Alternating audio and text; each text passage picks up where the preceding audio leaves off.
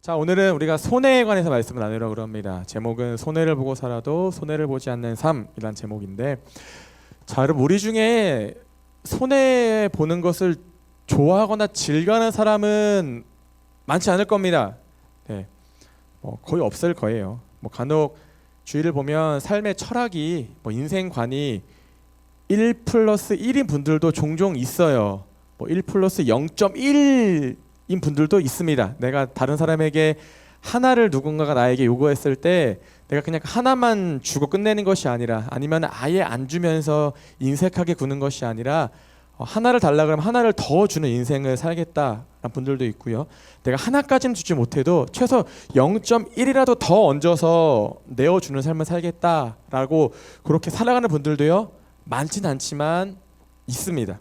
그래도 대부분의 경우에 내가 이익이나 어떠한 유익을 남기는 삶은 살지 못해도 내가 적어도 손해는 보지 않겠다라고 결단하고 살아가는 그러한 사고 방식으로 살아가는 분들이 더 많은 것이 이제 사실 실제의 모습인 것 같아요. 5년 전에 한참 됐네요, 벌써. 이제 2020년 도쿄 올림픽 때 남자 높이뛰기에서 결승 무대였는데, 이제 우리나라의 우상혁 선수도 아마 이때 이때는 없었나? 근데 아무튼 최종 라운드에 이제 선수들이 진출을 했어요, 여러분. 그런데 이때 이제 카타르의 바르심이라는 선수랑 이탈리아의 탐베리라는 선수가 공동으로 올림픽에서 참 이례적으로 공동 금메달을 수상했거든요. 이게 이제 남자 높이뛰기 역사상 최초의 공동 금메달이라고 하더라고요. 그런데 여러분, 그래요. 올림픽 그 높이뛰기 경기 방식은요, 선수 본인이 높이를 이제 이렇게 선택을 합니다. 그러면은 그 높이를 내가 3번의 도전을 시도해서 한 번이라도 넘어서면 이제 그 다음 라운드로 올라가면서 더 높은 이제 높이로 이제 뛰어넘어야 되는 거고, 3번 다 탈락하면, 뛰어넘지 못하면 떨어지는 방식으로 이제 진행이 돼요. 그러니까 한 명씩 떨어뜨리는 거죠, 탈락자들을. 근데 이제 마지막에 가서요, 최종 라운드까지 가서 이 바르심과 탐베리 두 선수만 남게 된 거예요. 근데 심판이 찾아와서 그 모습이 그대로 그 중계 카메라에 잡힌 거예요. 외국 심판이 두 선수에게 다가가서, 자, 지금부터 이제 점프 오프를 진행해야 됩니다. 이게 무엇이냐? 연장전을 말하는 거예요, 연장전. 그래서 이제 연장전의 룰을 설명을 하면서 이제 선택권을 주는 것이죠. 그런데 이때 그 바르심 선수가 전혀 예상치 못한 이제 제안을, 오히려 역 제안을 심판에게 했어요. 무엇이냐? 이렇게 묻습니다. 혹시 우리 둘 다 같이 금메달을 받을 수가 있습니까? 라고 이제 물어봐요, 심판한테. 그러니까 심판은 잠시 이제 좀 당황했나 봐요. 잠시 이렇게 주춤하다가, 두 선수가 같이 합의가 되면 가능합니다라고 이야기를 해요. 그래서 그 이야기가 끝나자마자 이 바르심 선수가 탐베리 선수에게 다가가서 우리 모두 챔피언이야, 우리 둘 다 챔피언이야 라고 이야기를 하면서 악수를 청해요. 그 순간 이제 이 탐베리 선수가 너무 신나니까 막 둘이 막 부둥켜 안고서 막 환호성 지르면서, 그런 모습이 이제 중계 화면에 잡혀 있었거든요. 여러분들이, 제가 원래 이거를 유튜브 영상으로 보여드리려고 했었는데 여러분들이 한번 검색해 보세요. 다 나옵니다. 그냥 그 바르심, 탐베리 이 두 선수만 이름만 쳐도요, 그 관련 영상이 바로 뜰 거거든요. 나중에 한번 찾아보세요. 자, 저도 이 경기를 실시간으로 보면서요, 이 결과를 보면서 너무 뭔가, 사실 우리나라 선수도 아니고 저랑 아무런 관계가 없는 선수이지만 이 모습이 너무 멋있어서 저도 막 와 이러면서 이제 박수를 쳤던 기억이 나거든요. 실제로 이 두 선수는 어렸을 때부터 친한 사이였다라고 해요. 국적은 다르지만 워낙 그 자국을 대표하는 선수다 보니까 수많은 국제 무대에서 자주 만나서 경쟁을 해왔다라고 이야기를 하더라고요. 그러니까 10년 넘는 시간들을, 둘 다 30대 한 초반쯤 된 선수들이었는데 10년 넘는 시간들을 아주 그냥 매일같이 대회에서 마주하다 보니까 이게 단순히 순위 경쟁에서만 그치는 것이 아니라 이 두 사람의 관계가 그 가운데에서 서로를 향한 존경하는 마음과 이 우정이라는 것이 함께 자라오게 됐던 것이죠. 그래서 나중에 이제 이 두 선수의 인터뷰를 이제 이렇게 찾아보니까 둘이 비슷하게 이야기하기를 우리는 지난 10년 동안 끊임없이 경쟁을 해왔기 때문에 우리 사이에 더 이상의 경쟁은 의미가 없습니다 라고 이야기를 해요. 그래서 우리는 그런 결정을 했다라는 것이죠. 그럼 사실 이제까지 쌓아온 커리어를 비교해보면 이 카타르의 바르심 선수는 이 당시에 압도적인 1황이었어요. 이 높이뛰기 세계에서, 남자 높이뛰기 세계에서. 그러니까 이대로 연장전을 가서 끝장 승부를 벌이면 아마 대부분의 전문가들의 의견도 그렇겠지만 탐베리 선수가 아니라 바르심 선수가 금메달을 딸 확률이 훨씬 더 높았다라고 이야기를 많이 합니다. 그런데 이 바르심 선수가 이야기하기를 스포츠라는 것은 우리가 함께하는 것이고 이것이 내가 생각하는 스포츠의 진정한 의미이자 메시지입니다 라고 이야기를 하더라고요. 우리가 함께하는 것이다 라고 이야기를 하는 거죠. 여러분, 운동선수들에게 있어서 이 올림픽에서 내가 금메달을 딴다는 것은요, 인생의 최정점에 서는 것과 같아요.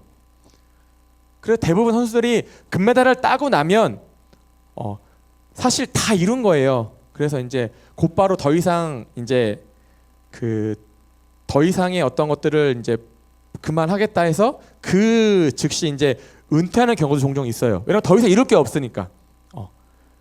그러니까 당연히 누구라도 내가 혼자 1등 시상대에 올라서기를 원할 것이다라는 거죠.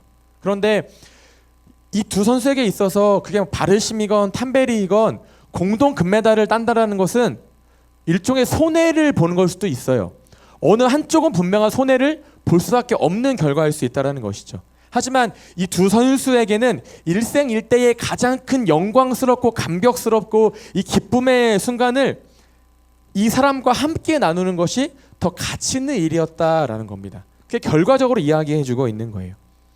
여러분, 어쩌면 저와 여러분들은 손해를 보는 것과 우리가 믿음의 삶을 살아가는 것은 별개의 영역이라고 생각하며 살아갈 수도 있습니다. 하지만 오늘 본문 말씀에서 예수님께서는 우리에게 이렇게 이야기하시는 거예요. 손해를 보고 살아가라 이렇게 이야기하시는 겁니다. 오늘의 여러분 전체적인 내용들을 한 줄로 요약하면 손해보고 살아 이거거든요. 손해를 볼 줄 아는 삶이 뭐기 때문에 그럴까요? 사랑을 이루며 살아가는 삶이기 때문에 그렇게 말씀하시는 겁니다. 오늘 말씀 바로 그 다음 여러분 단락을 보시면 우리가 크리스천으로서 매일마다 부딪히는 믿음의 도전 중에 한 부분인 원수를 사랑하라 라는 말씀으로 이어지게 됩니다. 여러분, 원수는 어떤 존재입니까? 우리에게 손해를 끼치는 존재들입니다. 우리에게 어떤 이익을 주는 존재는 아니란 말이에요, 원수들은. 근데 예수님께서는 우리에게 손해를 감수하고 기꺼이 손해를 보는 삶을 살아감을 통해서 더 나아가서 원수를 사랑하는 삶으로까지 우리의 삶이 확장되기를 원하시는 거죠. 이 부분은 다음 주에 여러분 나누겠습니다. 자, 우리 다 함께 38절 말씀을 한번 읽어보겠습니다. 다 같이 시작. 또 눈은 눈으로 이는 이로 갚으라 하였다는 것을 너희가 들었으나. 자, 예수님 말씀하십니다. 너희가 눈에는 눈, 이에는 이라는 말씀을 오래전부터 너희가 들어왔을 거야. 이렇게 시작하시는 거예요.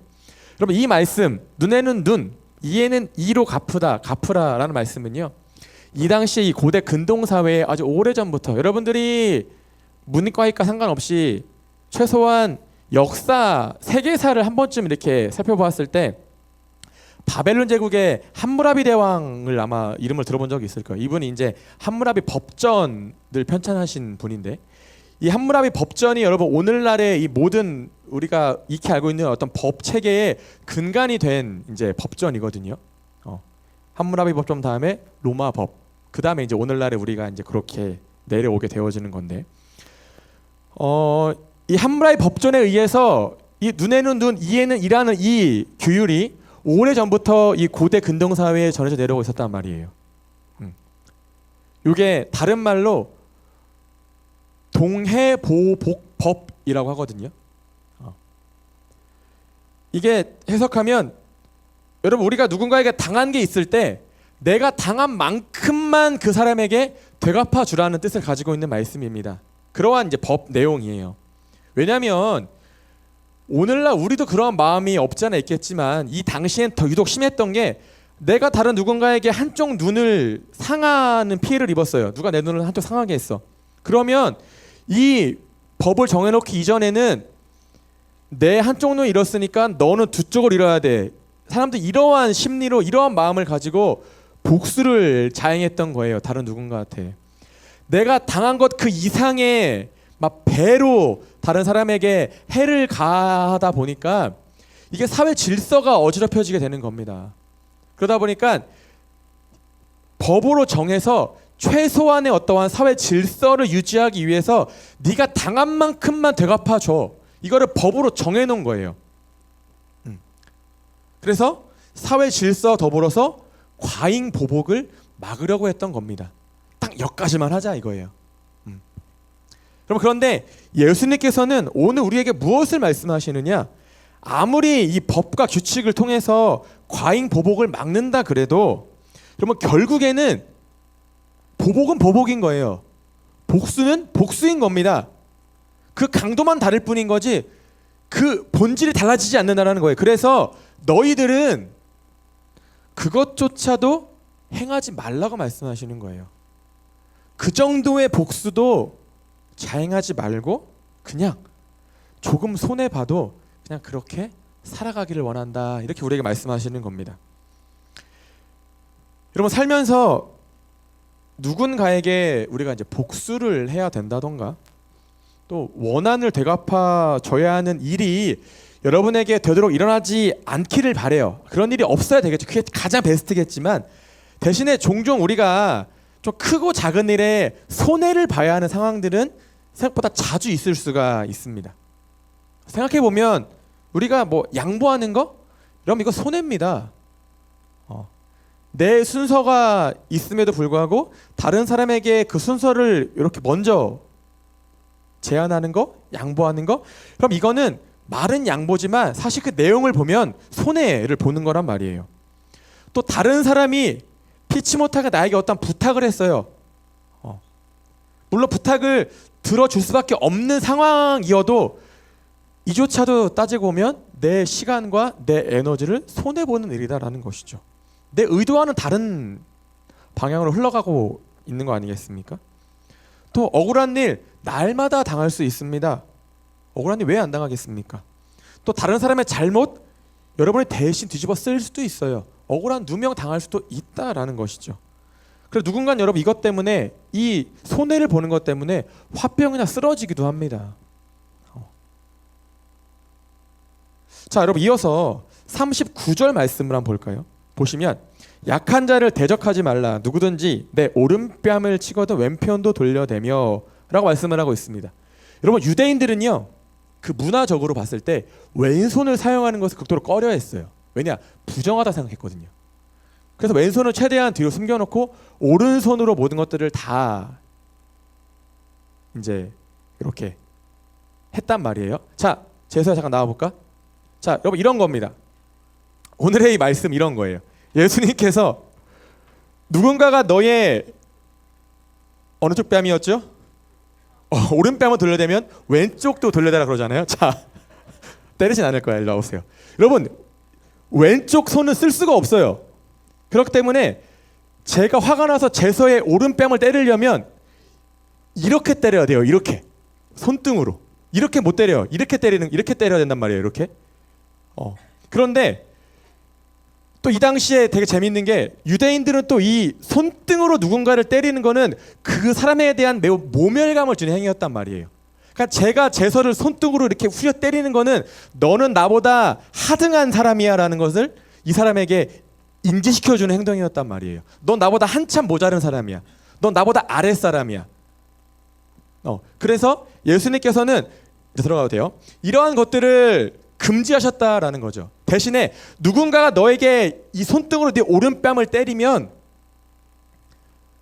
여기서 네가 같이 막 화를 내면서 너도 역으로 그 사람을 손등으로 후려치지 말고 차라리 그 사람에게 너의 왼쪽 뺨을 까지도 내어줄 수 있는 그러한 모습을 자세를 취하라라는 겁니다. 왜냐하면 결국 우리가 한 대 맞았다 그래서 똑같이 때리면 여러분 이 문제는 해결될래야 될 수가 없다라는 거예요. 끊임없이 갈등을 유발하는 것이고, 여러분 복수는요 그 또 다른 복수를 낳는다라는 말씀을 우리에게 해주고 계신 겁니다. 대신에 당신의 분이 풀릴 수가 있다라면, 당신이 한쪽 뺨을 때렸지만 이것만으로도 어떠한 분이 풀리지 않는다라면 제가 제 왼쪽 뺨까지도 내어 드릴 테니까 잘 한 대 더 치라는 겁니다. 이게 물론 오늘날 우리의 어떠한 사고로는 이해가 되지 않을 수 있겠지만, 그럼 대신에 그런 건 있죠. 제가 이야기했죠. 손등으로 때리는 건 이 사람에 대한 모멸감을 주는 행위였다라고. 넌 나보다 하등한 인간이야. 그래서 보통 여러 유대인들이 손등으로 누군가를 때릴 때에 그 대상에 들어가는 사람들은 노예들이나 종이나, 아니면 이 당시는 가부장적 사회였잖아요. 남편이 제일 그러니까 아내를 이제 남편이 때릴 때라던가 그럴 때 손등으로 때렸단 말이에요. 그러니까 이번에 내가 내 왼쪽을 당신에게 대어 드릴 테니까 그때는 여러분 왼쪽을 때리려면 어쩔 수 없이 이렇게 때려야 돼요. 이렇게 못 때리잖아요. 손바닥으로. 대신에 이번에는 내 왼뺨을 때릴 때에는 당신이 나를 바라볼 때 나를 바라보는 당신의 시선이 당신과 나를 좀 더 대등한 위치에서 바라보면서 차라리 때려라 이겁니다. 나를 아랫사람으로 보지 말고 당신과 나의 어떤 그런 인간적으로 우리는 같은 위치에 있는 사람이다. 그러니까 내 인간의 존엄성을 해치지 말아라. 그런 의미를 담고 있는 말씀이기도 해요. 하지만 이것보다도 중요한 건 똑같이 복수하지 말라는 겁니다. 서로 치고받지 말라는 거예요. 제가 되게 좋아하는 영화가 한 편 있어요. 제가 이번 주에도 그걸 봤었는데, 이번 주에 여러분 최근에 이제 국제 정서가 이스라엘과 이란의 전쟁 중에 있잖아요. 그래서 그냥 제가 이제 영화 중에 그 스티븐 스필버그 감독이 만든 민헨이라는 영화가 있어요. 민헨 영화가 있는데, 이 영화가 1972년도에 민헨 올림픽 기간에 팔레스타인의 그 무장 단체 검은 9월단이라는 이제 쉽게 말하면 테러 조직이거든요. 이 검은 9월단이 이스라엘의 선수촌에 몰래 밤에 잠입을 해요. 담을 넘어가서, 영화에서 보면 이렇게 문을 넘어가서 그 선수촌에 잠입을 해서 11명의 이스라엘 선수들을 납치를 합니다. 납치를 해서 결국에는 다 이제 죽여버려요. 그러면서 자신들의 요구를 들어주지 않으면 한 명씩 죽이겠다라고 막 계속적으로 이렇게 협박을 하다가 이제 결국엔 다 이제 죽여버리게 되는데, 이 사건을 계기로 해서요, 이스라엘의 모사드라는 정보국이 있습니다. 요즘에도 한창 나올 거예요, 뉴스에도. 이 모사드에서 팀원을 꾸려요. 한 5명 정도의 팀을 꾸려서 그 팀원들을 가지고 이 테러의, 이 사건의 배후에 있는 팔레스타인의 그 어떠한 유력한 그 뭐라 그럴까요? 뭐 정치인들, 그 리더들, 이런 사람들을 한 명 한 명 제거하자는 그런 계획을 세우게 됩니다. 그래서 실제로 이 팀원들이 유럽으로 건너가서요, 한 명 한 명씩 계속 제거를 해요. 이 테러의 배후에 있던 인물들을 다 제거를 하기 시작해요. 그런데 처음에는 제거를 할 때마다 너무 기쁜 거야. 우리 나라를 위해서 우리가 큰일을 해냈다. 그러니까 그들이 보기에 이거는 복수가 아니었던 거죠. 당연히 해야 될 일들, 나라를 위해서, 우리 민족을 위해서.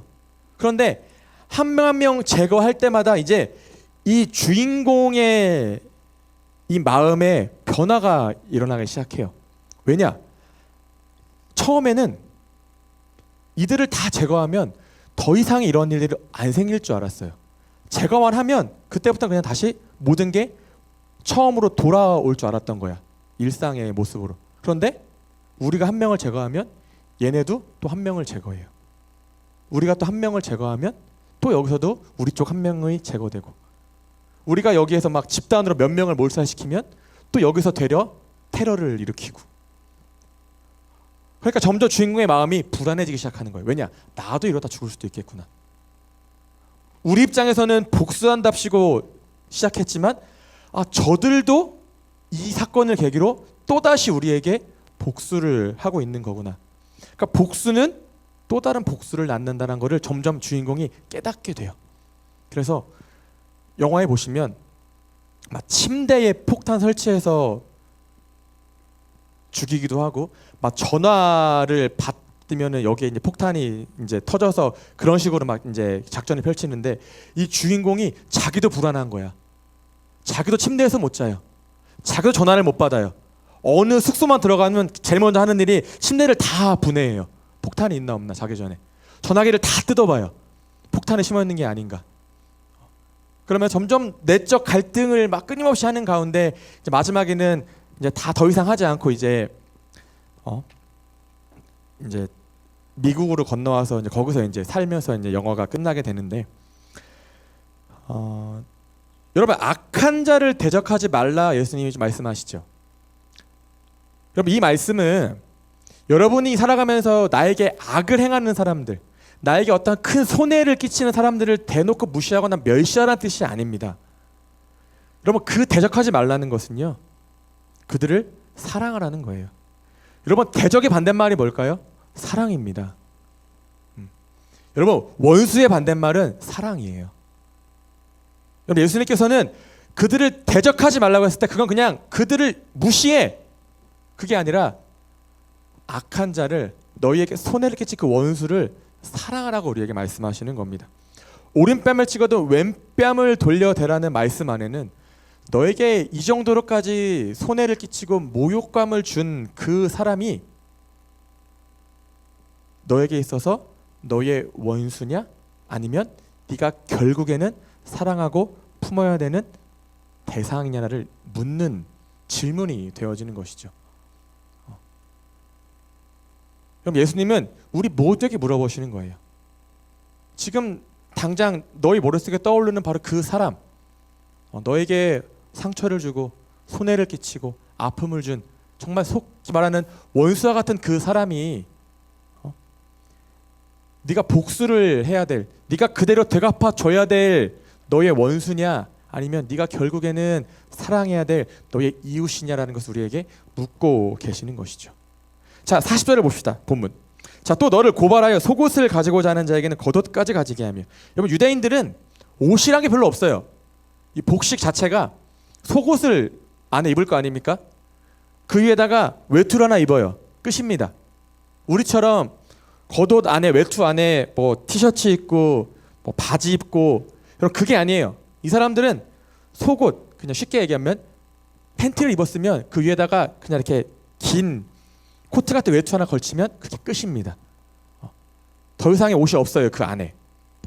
여러분, 그런데 이 겉옷이 참 중요해요. 그래서 왜냐, 한낮에는 어떠한 그런 더위로부터 내 몸을 지켜주기도 하고, 어떠한 수치와 부끄러움을 가려주는 것도 되지만, 또 밤에는, 여러분, 제가 이야기했죠. 이스라엘은 밤에는 추워요. 사막지대가 다 그래요.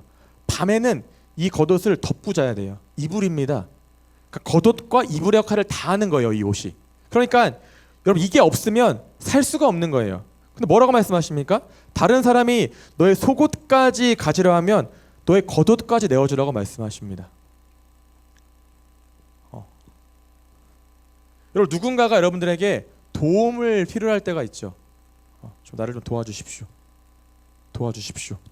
라고 했을 때, 처음에도 이야기했지만, 하나를 누군가가 여러분들에게 필요로 했을 때 그 하나만 주는 삶이 아니라 하나를 더 주는 삶을 살 수 있어야 한다라고 말씀하시는 겁니다. 속옷만 줘도 손해예요. 뭘 하나 주는 거잖아요. 그런데 겉옷까지 내어주면 나는 뭐가 남습니까? 여러분, 뭐가 남아요? 아무것도 안 남아요. 나에게 남는 거는 내 수치와 부끄러움밖에 안 남는다는 것이죠. 근데 예수님께서는 우리에게 그러한 삶을 말씀하시는 겁니다. 자, 그 다음에 또 누구든지 너를 억지로 오리를 가게 하거든 그 사람과 십리를 동행하고, 이렇게 말씀을 합니다. 여러분, 보통 오리라고 하면은 2kg쯤 됩니다. 보통 십리가 4kg거든요. 그 로마 법엔, 여러분, 지금은 그런 게 당연히 없겠지만 이 당시에 로마 법에는 로마 군인이 일반 서민들한테 자기의 어떤 짐을 지우고 오리, 그러니까 1마일 정도, 1.6km에서 2km 정도가 되는 그 길을 내 짐을 대신 지고 걸어가게 할 수 있는 강제 징용법이 있었어요. 이거는 일반 서민들은 거부할 수 있는 권한이 없는 거예요. 그냥 로마 군인이 와서 이것 좀 지고 가라고 하면 가야 돼요. 대신에 나름대로의 엄격한 규율이 있어서 1마일 이상은 안 돼요. 딱 1마일까지만 되는 거야. 딱 오리까지만 되는 겁니다. 그게 법으로 정해져 있어요. 근데 예수님께서는 그런 겁니다. 야, 이왕 1마일 같이 가주는 거 시원하게 1마일 더 가줘. 이렇게 말씀하시는 겁니다. 이것도 마찬가지로 1+1의 삶을 말하는 것이죠. 자, 여러분 가뜩이나 우리도 힘들어요. 여러분 이번 한 주간 안 힘들었습니까? 힘들지 않아요. 고되지 않아요. 그런데 누가 여러분에게 내 일 좀 도와줘. 나도 힘들어 죽겠는데 내 일 좀 조금만 거들어줘 라고 하면 그러면 짜증나죠. 쉬운 게 어디 있습니까? 적당히 거절하고 피할 수 있는 상황이면 차라리 괜찮아요. 내가 피치 못하게 내가 정말 더 중요한 일이 있어서 안 될 것 같아라고 얘기하면 괜찮은데 대부분의 상황이 그렇진 않잖아요. 우리가 충분히 해줄 수도 있는데 그냥 하기 싫기 때문에 뭔가 핑계를 대면서 빠져나오긴 해도 여러분 직장 생활하면서 여러분의 상사가 일을 좀 부탁하는데 안 들어줄 수 있겠습니까? 들어줘야죠. 여러분 제가 여러분에게 간절하게 무언가를 부탁한다라면 여러분들은 들어주시겠죠. 들어줄 거야. 그러니까 뭔가 우리가 도저히 거절하기 어려운 상황들이 분명히 있을 수 있다는 것이죠. 여러분 요즘에 이 사람들은 자신의 어떠한 권리와 권한을 어떻게든 보장받기를 원해요. 이건 내 권리입니다. 이건 우리의 고유의 권한입니다. 그렇게 이야기를 많이 하고 있죠. 그러니까 앞뒤를 가리지 않고 무조건 거절부터 하고 봐요. 무조건 못합니다. 안 됩니다. 여러분 그러다 보니까 요즘에 이것도 참 뭔가 이야기하기 예민한 부분이겠지만 우리 흔히 말하는 우리 이제 부모님 기성세대 분들과 저도 포함일 거예요. 이 기성세대들과 소위 말하는 이 MZ라고 불리는 세대들 간의 갈등이 끊이지 않잖아요. 한쪽은 야 이 정도는 할 수 있잖아. 한쪽은 이런 걸 거절하고 안 하는 것도 우리의 권리예요. 우리의 권한입니다. 라고 이야기를 하다 보니까 서로 어느 한쪽도 절대 양보하지 않고 손해를 보지 않으려고 하니까 자꾸 이러한 갈등이 나오게 되는 거 아니겠습니까? 여러분 자 우리가 봅시다. 예수님께서 어떠한 삶을 사셨어요? 여러분들이 복음서를 통해서 봐왔던 예수님은 어떠한 분이셨습니까? 사람들이요 예수님을 가만히 두지를 않아요. 왜냐? 늘 시비를 걸고 넘어뜨리려 하거든요. 무언가를 고발하려고 그러고 트집을 잡아서 죄를 씌우려고 그러고 그런데 여러분 예수님은 그들과 똑같은 방식으로 대응하지 않으셨다라는 거죠. 누가 시비를 건다 그래서 누가 나를 험담한다 그래서 누가 나를 걸려 넘어뜨리려 한다 그래서 똑같은 방식으로 그들에게 복수하거나 대응하지 않으셨다라는 거예요. 대신에 예수님은 늘 어떤 수치와 모욕을 당하실 때 또 고문당하실 때 어떠셨어요? 늘 침묵하셨습니다. 또 십자가 위에서도 그냥 여러분 침묵으로 일관하셨잖아요. 그러면서 뭐라고 하셨어요? 하나님 저들의 죄를 용서해 주십시오.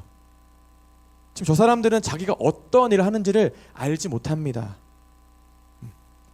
그럼 예수님은 그냥 십자가 위에서 자기 자신을 있는 그대로 다 내어주셨잖아요. 다 벗어주신 겁니다. 속옷이면 속옷, 겉옷이면 겉옷, 내 생명까지도. 그러니까 여러분 많은 사람들이 예수님한테 어떤 부끄러움이나 수치를 주려고 했지만 그럼 예수님께서는 되려 십자가 위에서 역으로 그러한 사람들을 향해서 그들의 삶을 부끄럽게 하시고 어떠한 깨달음을 주신 것이죠.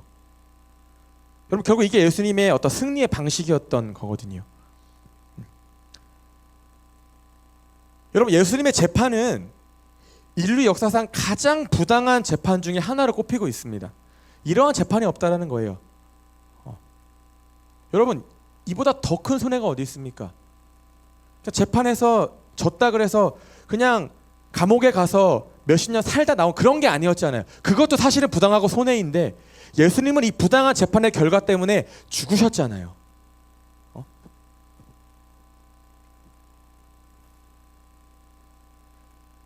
근데 예수님은 이 모든 것을 손해로 여기지 않으셨다고요. 아까워하지 않으셨어요. 억울하다, 부당하다. 뭐 나중에 뭐 예수님의 뭐 부모님이 찾아와서 이건 부당한 재판입니다. 그런 것도 여러분 아니었잖아요. 예수님은 그저 어머니 마리아에게 여자여 울지 말라. 억울해하지 말라는 겁니다. 그 대신에 모든 걸 다 품고 안고 가신 거예요. 왜냐? 이것이 예수님이 우리에게 보여주신 그분의 사랑 방식이자 또 승리 방식이었기 때문에 그런 겁니다. 그러니까 여러분 이 당시 유대인들은 미치겠는 거예요. 이러한 가르침들이 그냥 말뿐이면 그러니 하고 알겠는데 예수님은 이걸 정말 그렇게 사셨거든. 여러분 우리는 참 작은 것 하나도 손해를 보면 아까워하고 때에 따라서는 분노를 일으키기도 합니다. 여러분 손해를 안 보려는 삶만 계속적으로 여러분들이 추구하면 결국 이게 관계적으로도 사람과의 관계 속에서도 나에게 유익과 이익이 되는 사람만 찾아다니게 된단 말이에요. 계산적으로 접근하게 되어지는 겁니다. 여러분 그래서 오늘 예수님께서는 이 말씀 전체를 통해서 우리에게 네가 입은 손해를 생각하기 이전에 나로 인한 하나님의 어떠한 손해를 더 먼저 우리가 생각할 수 있어야 한다라고 말씀하시는 겁니다. 여러분 나 같은 죄인 한 명 때문에 하나님께서 얼마나 큰 희생을 감수하셨습니까? 여러분 왜 예수님께서 십자가를 죽으셔야 됩니까? 왜 고난당하셔야 됩니까? 왜 하늘 보좌의 모든 것 다 포기하시고 영광 다 포기하시고 우리와 똑같은 인간의 모습으로 이 땅에 내려오셔야만 했습니까? 여러분 손해 중에 내가 다른 사람을 대신해서 내 목숨을 내어놓는다 보다 더 큰 손해가 어디 있겠습니까? 그런데 그 손해가 결국 어떤 손해였어요? 나를 위한 손해였다고요. 나를 위한 손해.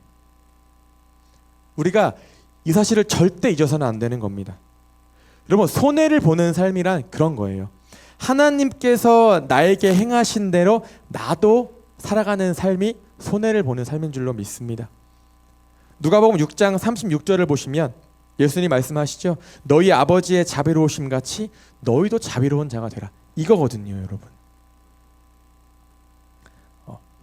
여러분 많은 크리스천들이 내가 예수를 믿기 때문에 내키지 않아도 그냥 억지로라도 손해를 보고 살아야 한다라고 생각을 합니다.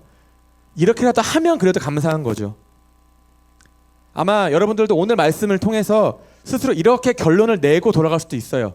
참 하기 싫지만 억지로라도 손해보면서 살아야겠다. 근데 여러분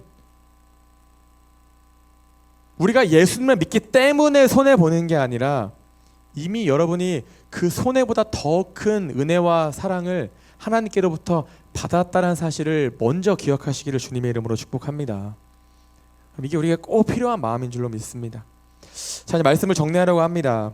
오늘 말씀이 손해를 보고 살아도 손해를 보지 않는 삶이잖아요. 이게 어떻게 여러분 가능하겠습니까? 우리가 세상만 바라보고 살아가면 우리가 입은 손해는 여러분 쉽게 메꿔지지가 않습니다. 손해는 손해예요. 그냥 날아간 거거든요. 여러분 그런데 여러분들이 손해를 본다라고 했을 때 그 손해라는 것이 하나님의 은혜와 사랑을 기초로 한 손해라면 그 사랑과 은혜를 실천하기 위한 손해였다라면 우리가 땅에서는 손해를 보는 거지만 정말 손해예요. 하지만 여러분이 하나님의 사랑과 은혜를 힘입어 이룬 손해이기 때문에 여러분 그 손해는 하늘에서는요 여러분의 선한 상급으로 쌓이고 있음을 기억하시기를 바랍니다. 왜 이 말씀을 드리느냐? 손해를 봐도 손해를 보지 않는다라는 거예요. 여러분이 잃는 거는 없다라는 겁니다. 왜냐? 우리는 땅이 아니라 하늘을 바라보고 살기 때문에 그런 거예요. 자, 말씀을 정리하면서 예수님께서 마태복음 6장 20절 바로 이제 그 다음 장이죠. 이렇게 말씀하세요. 오직 너희를 위하여 보물을 하늘에 쌓아두라 말씀하십니다. 하늘에 여러분의 상급을 쌓아두라 말씀하시는 겁니다. 그게 어떻게 쌓아질 수 있을까요? 우리가 손해를 조금 보고 살아갈 때 그런 상급들은 하나하나 우리의 그 하늘의 어떠한 창고에 쌓이고 있다라는 겁니다. 여러분 탕자 이야기 아시죠? 자, 탕자가 아버지의 유산을 미리 받아서 먼 타국에 나갔다가 다 탕진하고 돌아오잖아요. 다 허비하잖아요. 근데 그때 탕자가 돌아왔을 때 아버지가 저 먼 발치에서부터 아들을 보자마자 달려 나와서 아들에게 옷 입혀주고 신발 신겨주고 가락지 끼워주고 그 다음에 잔치를 벌여요. 송아지를 잡으면서 큰 잔치를 벌입니다. 그런데 그때 그 탕자의 형이 이게 너무너무 안 입고 온 거예요. 이 모습이. 그래서 도대체 이놈의 새끼가 뭘 잘한 게 있다고 이렇게까지 해줍니까 아버지. 얘가 지금 끼치 손해가 얼만데 우리 집안에. 그러면서 아버지가 언제 나를 위해서는 염소 새끼 한 마리라도 이렇게 내어주면서 같이 이렇게 친구들하고 맛있게 먹으면서 좀 즐겨라 그런 적도 없으면서 얘한테는 왜 그런 거냐고 막 따진단 말이에요. 그러자 아버지가 말씀하시기를 너는 나와 항상 함께 있으니 내게 다 네 것인데 내 것이로되 이렇게 아버지가 대답을 하거든요. 여러분 이거예요. 여러분들이 하루를 살아가면서 손해 좀 볼 수 있죠. 그런데 우리가 그 손해를 본다고 한들 아버지께 우리가 하나님께 받은 게 얼만큼이며 이미 하나님께서는 야 내게다 네 거야 라고 말씀하시는데 우리가 뭘 그렇게 억울하고 분하고 짜증날 필요가 뭐가 있겠냐라는 것이죠. 물론 제가 어제도 리더들과도 이야기할 때 그렇게 이야기했지만 여러분 이러한 가르침들이 예수님의 이런 가르침들이 오늘날 우리의 삶에 적용하기가 되게 어려울 수가 있어요. 이해도 안 되고 이게 되겠나 싶은데 저는 개인적으로 그러한 마음으로 늘 기도하면서 설교를 준비하고 있습니다. 우리 모두가 이번에 이 시리즈 말씀을 나눌 때 계속적으로 우리의 삶 가운데 마음 가운데 부딪힘이 있을 겁니다. 어떻게 손해를 보고 살아? 어떻게 원수를 사랑해? 어떻게 가늠하지 않을 수가 있을까? 수많은 그런 부딪힘들과 갈등과 고민들이 계속 여러분들의 삶 가운데 있게 되기를 원합니다. 그런 것들이 없으면 안 돼요. 그런 것들이 없어지기를 기도하는 것이 아니라 계속적으로 부딪히십시오. 그래서 그 부딪힘을 가지고 계속 기도하십시오. 기도하고 어떻게 우리가 살아가야겠습니까 하나님? 어떤 게 하나님이 원하시는 모습이고 어떤 게 주님의 뜻입니까?를 끊임없이 하나님 앞에 물으시라는 겁니다. 그럼 예수님께서 말씀하시잖아요. 너희가 이렇게 살지 못하면 천국에 들어가지 못한다라고 분명히 말씀하셔요. 그러니까 우리는 결국 손해를 보는 삶을 피할 수 없다라는 겁니다. 피해서도 안 된다라는 것이죠. 여러분 그래서 여러분들이 오늘 이 시간 이후에 물론 손해를 조금 볼 수 있겠지만 그렇다 그래서 죽기 살기로 막 달려들지 마세요. 내가 어떻게든 이 손해를 메꿔야 되겠다. 내가 어떻게든 복수해야 되겠다. 갚아줘야 되겠다. 여러분 제가 설교를 다 준비하고 나서 딱 그러한 마음을 주셨습니다. 하나님께서 야 복수하는 것보다 차라리 그 원수, 그 복수의 대상을 품고 사랑하는 게 더 편하다라는 마음을 주셨어요. 여러분 복수하면 마음이 편할까요? 안 편할 것 같아요. 그럼 차라리 내키진 않지만 그 원수를 내 대적을 내 손해를 끼친 그 사람을 여러분들이 그래도 그냥 그나마 이해하고 품고 사랑하는 마음을 갖는 게 그렇게 노력하는 게 되려 더 우리의 마음을 편하게 할 수 있겠다라는 생각을 되게 많이 해보게 되었습니다. 그래서 여러분들이 참 쉽지 않은 그러한 말씀이겠지만 그러한 또 도전을 여러분들에게 또 저는 던져주는 거지만 여러분들이 좀 오늘 말씀을 잘 기억하시면서 오늘뿐만이 아니라 앞으로의 삶 가운데에서 그 손해를 보되 그 손해 뒤에는 나를 향한 하나님의 은혜와 사랑이 있음을 꼭 기억하시면서 살아가시기를 주님의 이름으로 축복합니다.